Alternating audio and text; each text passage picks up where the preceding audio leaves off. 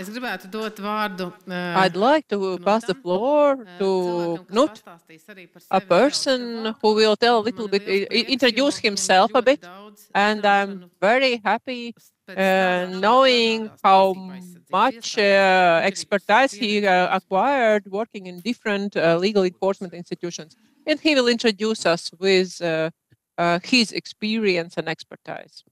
Thank you very much for the invitation. I'm delighted to be here in Riga today to talk with you and try to say something about the forensic interview from the judges' table. And I thought I'd start with this picture. It's a drawing from my favorite artist, Daumier, the French court artist. He's made a lot of drawings from the court system. And this is probably from the 18th century, where you have the child giving a testimony before the court. Luckily, we're not there anymore, because I don't think that this situation gives a good, solid foundation for a good or a right decision. But this is what it used to be. My name is Knut, and I'm a district court judge. I've been a judge for totally 8 years. And before that, I was a prosecutor for 15 years. I've been both with a police prosecutor and with the district attorney's office. And during that time, I used to work with child abuse cases. And I did a lot of forensic interviews, or leading or administrating the forensic interviews. And I've also, during that time, completed parts of the training course for being a forensic interviewer. So I've worked with those kind of cases, both when they were within the court and led by the judge. And after becoming a judge, I've sort of experienced them going out of the court, where the prosecution is now leading the interviews, and me as a judge, I get it presented during the trials as a part of the evidence. We started up with Barnehuset, as Annelise said, in 2008, and in the early days we did about 200 interviews a year, and today we're close to, I think, about 6,000 interviews a year. So it's been a tremendous development. And we implemented Barnehuset in 2008 after we experienced comprehensive and serious cases involving children, when it became clear to us that we had to investigate the cases involving children differently. We had too many cases that never made it to court, and we had too many cases that where you can question the acquittal. When I started in the police, in my precinct, we did about 25 interviews a year. And we have a population of 110,000 people in my area. Today, my former police department conducts between 150 and 200 interviews a year. And I think that number will increase due to the changes we see in the different crimes, the more internet-related crimes, sexual abuse crimes, and things like that. And today, the guideline from the director of the public prosecution is that all interviews shall be conducted at Barnehuset, as Annelise said. And only in exceptional circumstances, if the best interest of the child indicates otherwise, the interview can take place at an alternative location. I'm a district court judge in a small rural area in Norway. And the children going to Barnehuset in our area, they used to travel for about 4 hours. Now we have a subdivision which have reduced the traveling distance down to 1 to 2.5 hours. It's still a bit of traveling, but within what you can say a reasonable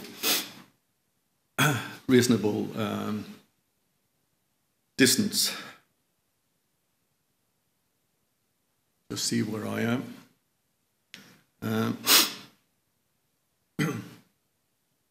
One thing that's important for me is that a preliminary interview with a child is a part of an investigation. It has a purpose, and it's important that that purpose is maintained. It's by no means to be considered a therapy conversation for the child. That comes afterwards. And the interview is an important and maybe the most important and most crucial step in an investigation. As you all are aware of, we don't often have other evidence in a sexual abuse investigation. It's often a claim against a claim, he said, she said, or the adult says and the child says. And the incident has occurred within a family, no outsiders present, and only the accused and the alleged victim are present. Therefore, the quality of the investigation and hereby the interview of the child is very important. The consideration to both the alleged victim and the accused underlines this. It's crucial to secure a good foundation to decide whether a person is guilty or not, and it's equally important to be able to decide that one person is not guilty. At the same time, we must ensure that the rights of the child, according to the conventions, as we can see here, are secured, and that the methods we use for our investigation is in accordance with the interest of the child. And I think that's when we established Barnehus in 2008, that was really the first time we were able to establish such a starting point.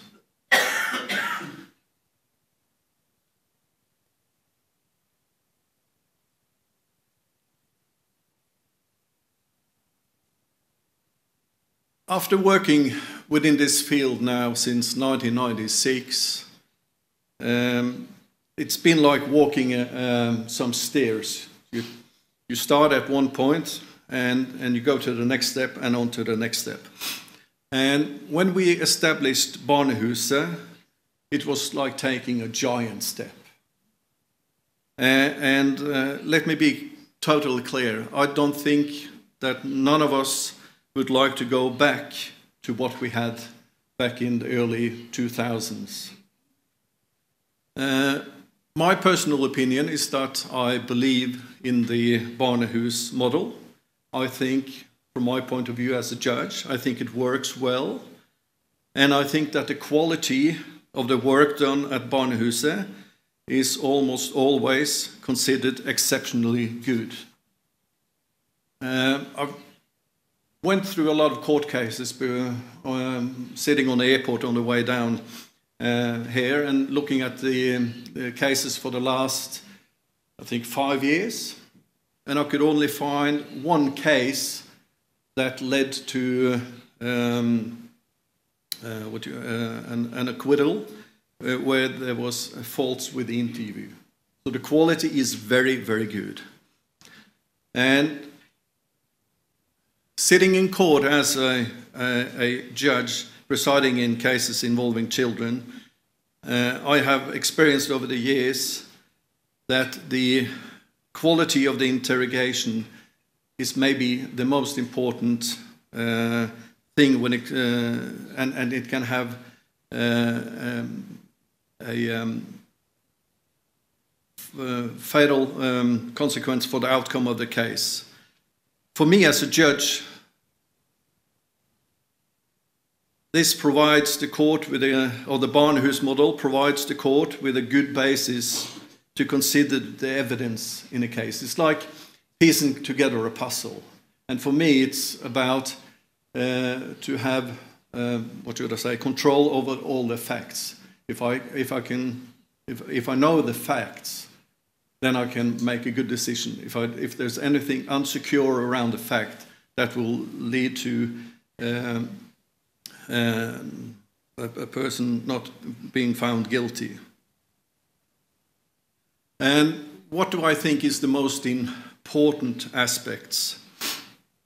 First of all, I'd say that the interviews now are recorded, and we can see and hear the child's testimony, and we also have the written journal. And the quality of the video and recordings are much, much better than if I go back to 1998 or 2000, when we had this VHS recording and you only had one camera, and you weren't able to see what the child were drawing, or you just had a distant view of the child. Now the recording is excellent, and you can zoom in and out, and you can evaluate what happens within the room, and there's nothing going on in the room without the court being able to look into it. Another crucial factor is that the interview now is conducted within reasonable time. For the most serious cases, we have a 1-week limit, and then a 2-week limit, and a 3-week limit, I think it is. When I started out in the police, it could go weeks. And that's terrible. The closer, the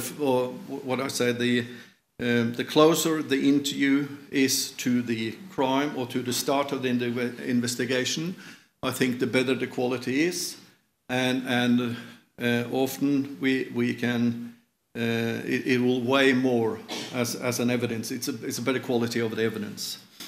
And finally, maybe the most important thing is how the interview is conducted, and that means where the interview is conducted, and the qualifications of the interviewers. Now, Barnehuset represents a child-friendly environment in a total new dimension compared to what we had within the police station or in the courts where I used to work before. And I think that the environment, which is designed to appear non-threatening, it definitely helps the child at ease during the interview. And I was amazed to see Barnehuset here in Riga yesterday. I thought it was very, very good. And also, I find that the interviewers are very competent. In my opinion, it's not necessary to be a child psychologist or a police investigator, but you have to have the knowledge. If you're a child psychologist, you have to know a lot about the law and investigation. And if you're an investigator, you have to know a lot about the child's psychology. You have to have all competences. If you have a well-trained interviewer, the quality of the interview is very good, because the method itself, like we had presented here today, our method is basically the same. The method is very, very good, and if it's performed the right way, it has a lot of qualities in it. I went out of line.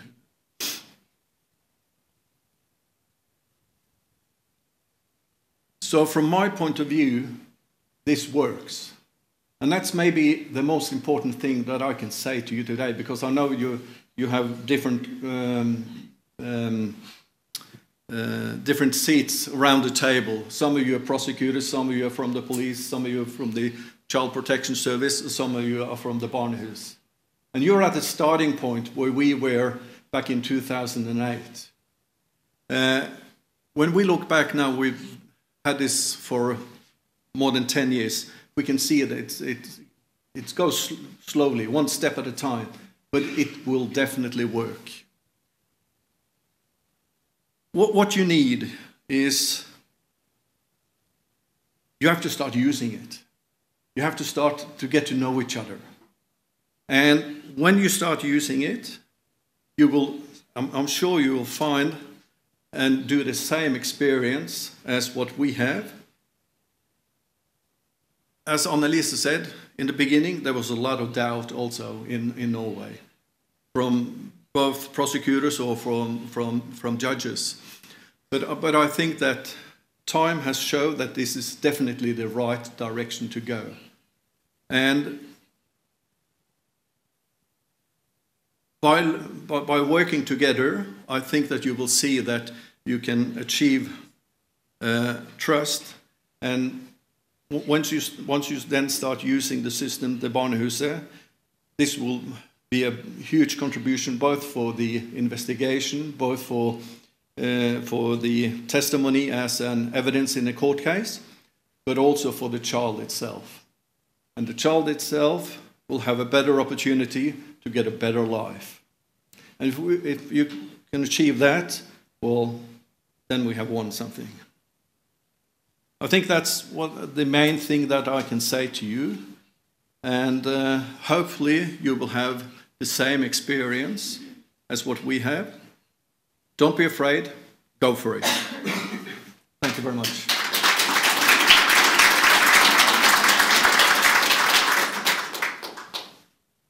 Thank you. I think it was really very important for us to hear this. Also, thank you for sharing all these difficulties. Paldies jums tiešām par to prezentāciju, arī par to, ka Norvēģijas. Thank you for sharing with challenges you had and that you mentioned those challenges in your speech. And that for them as law enforcement specialists, they were not so open in the beginning for this model when it was just implemented. And I think our expert is very competent because he can say both from the prosecutor's point of view and also from the judge's. And he knows very well the work of police.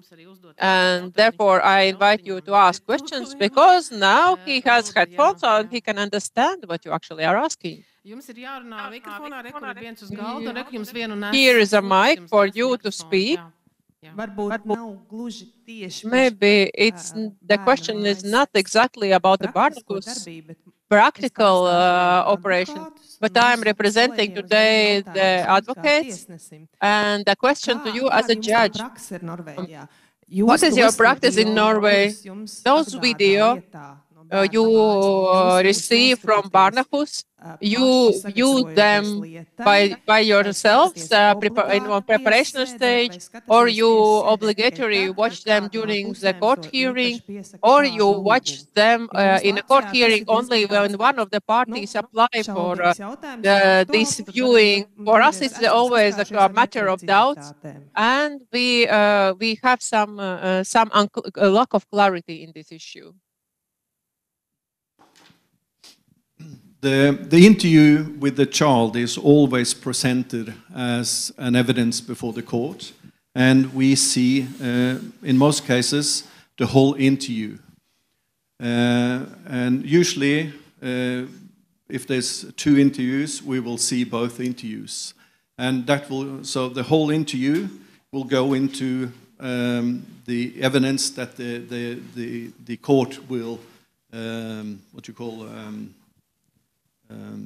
evaluate. And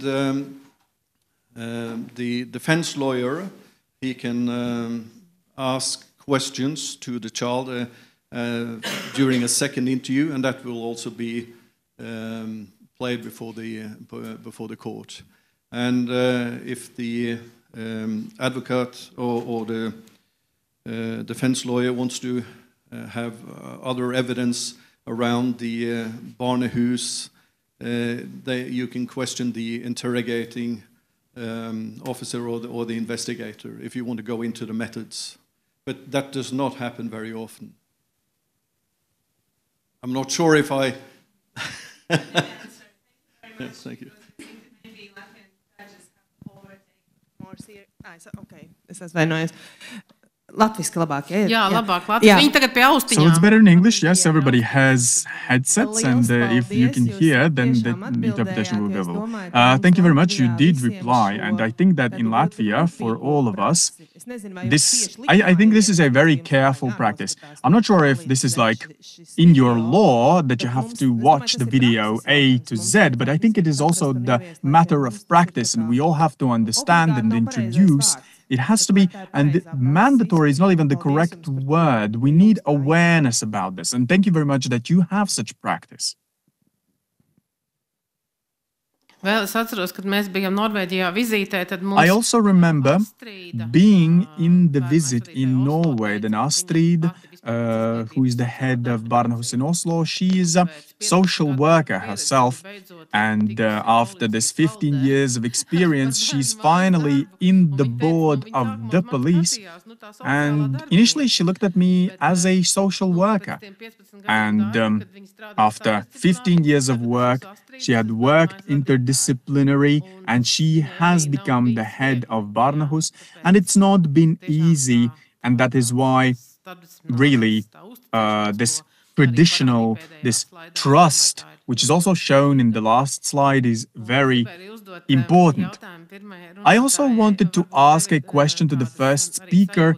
Maybe you have some kind of a feeling about what you had here today, but you didn't have an opportunity to translate, to interpret the questions. So what do you believe? How far are we in this stage now, and what are the conclusions looking from a side, and for the first time maybe, or maybe not, you are now in Bērna, this specifically. So what are your feelings?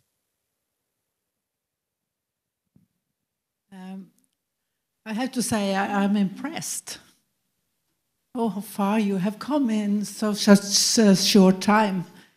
So, but I think you are more lucky than we were in that way that you can see to other barnhus in other countries and learn from other. When we started, there was not so many barnhus. We have in Iceland, and there were some in Sweden and the United States. So it's different now, and then I think Promise is very and the barnhus network is very important, and you can learn a lot from it. So, but I'm impressed. Thank you so much. Vai jums ir vēl kādi jautājumi? Laura grib pajautāt. Do you have any more questions Laura wants to ask? Yes, thank you. I have a question to Knut about the second interview. As much as I understand, then the defense party has an opportunity to ask to organize the second interview with their child. So I'd like to ask how often in practice there are such cases, or is it in all cases, or it's not that often? And the second question is, what are the conditions, how the second interview is being organized?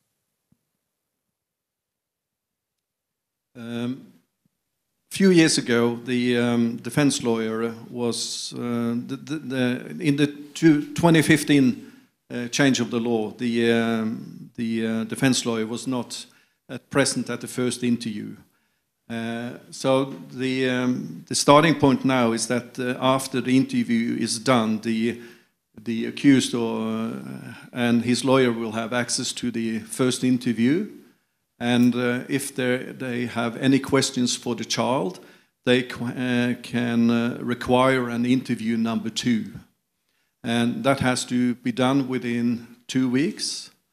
And it's done the same way as the first interview. It does not happen in that many cases. I think Annelise might know a little bit more about this than I do, because we only get it presented in court. But from my experience and with my conversation with defense lawyers, they do not ask for a second interview in many cases.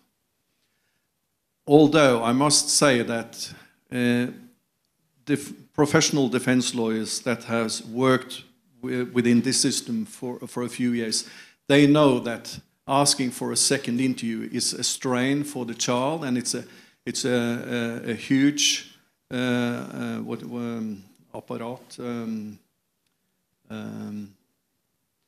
No, it's when you ask for a second interview, there's a lot of people that's engaged in it. So there's some of them say that they think twice before they do, and I think that if we didn't have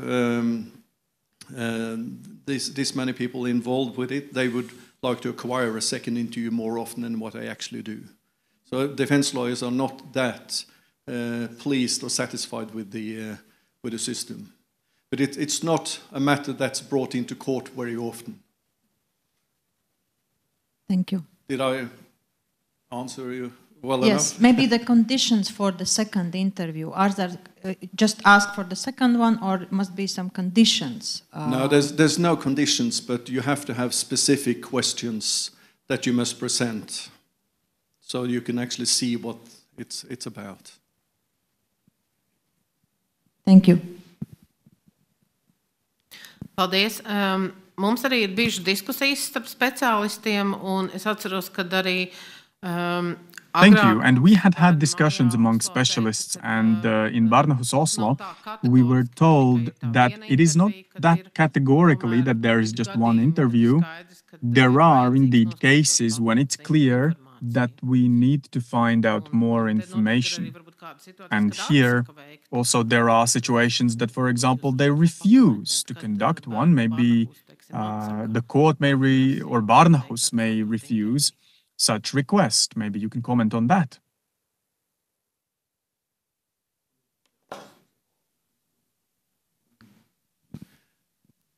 There is no law. There's no. I'm looking for words here now. There's no policy that says you can't have several interviews, but it has to be within the method.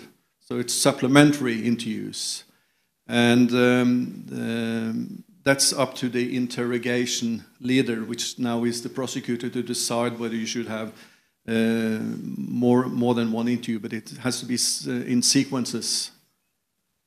So as long as it's within the method, you can have more than one interview. And with smaller children, you often see that, and they often conducted within the same day, maybe after a few hours with a pause. Paldies, paldies, paldies. Thank you, Are there